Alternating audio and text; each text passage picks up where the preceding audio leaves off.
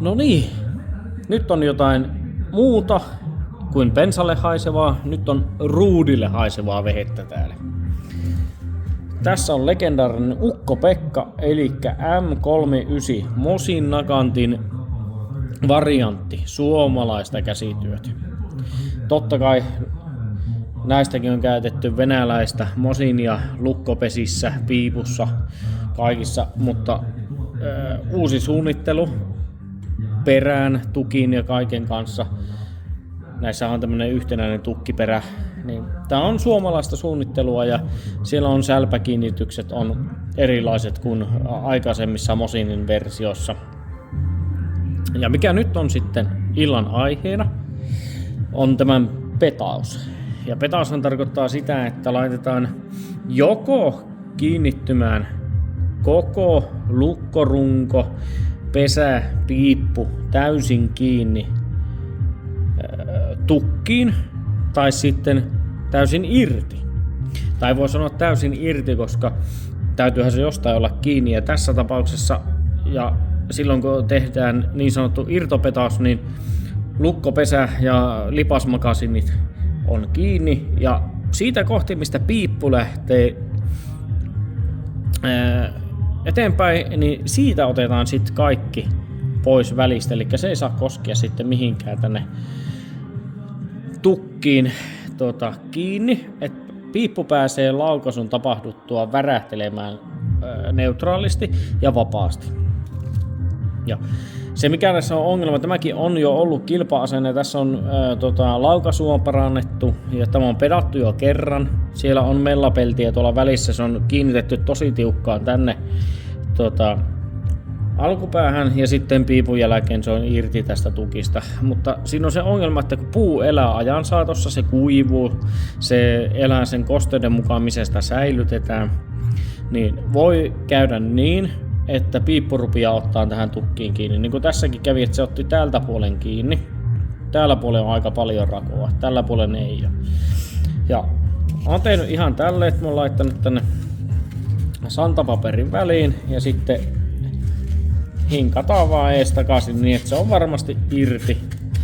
Ja joissakin tapauksissa se riittää, että sinne menee paperi tonne väliin, mutta se riippuu siitä, mihin päin tämä piippu lähtee elämään sen jälkeen, kun sillä ammutaan, se lämpiää. Ja yleisesti ottaen se on niin, että se nousee ylöspäin, niin tänne ei hirveänä tarvitse väliä.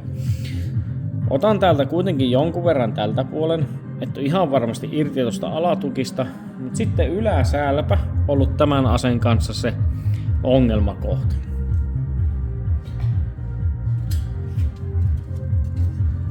Yläsälpä on tämmönen hyvin ohkainen puusälpä ja se tulee sitten näitten pidikkeiden tonne alle, asettuu tonne etupidikkeen alle, keskipidikkeelle ja sitten tänne päälle, täältä tulee lukko tähän päälle ja se painetaan tuohon. Ja tämä on se ongelma, että näissä on ollut hirveänä sitten vaihtelua. Tässäkin näkee, mä oon jo tätä hionut jonkun verran tuosta keskeltä. Tämä oli tasapaksu tuosta alusta tänne asti ja mä oon ottanut jo tältä puolen pois, koska tässä aseessa nyt on semmonen ongelma, että kun tällä ammutaan noin 5-10 sarjaa niin, ettei pidetä taukoa siinä välissä, niin piippu lähtee hyvin jyrkästi nousemaan tänne. Niin sanotusti jos perästä päin katsotaan, niin kello 11 ja se rupeaa ottaa tänne kiinni. Ja yleensä se on sitten sillain harmillinen, että kun ammut sen 5 kohistuslaukausta kilpailutilanteessa, ne menee aika hyvään läjään.